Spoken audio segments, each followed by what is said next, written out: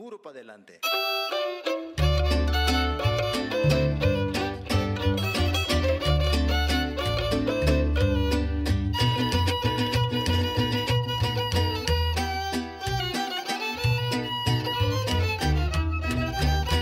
Hablando de mujeres y traiciones, se fueron consumiendo las botellas, pidieron que cantara mis canciones y yo canté unas dos en contra de ellas.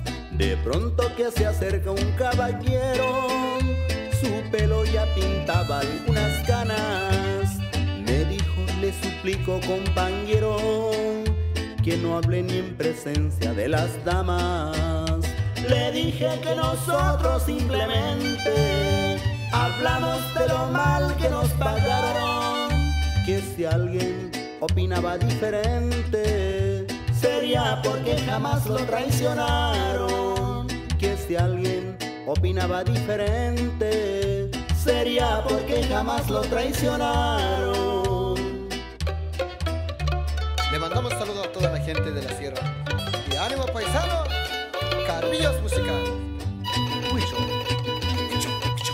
Y dice...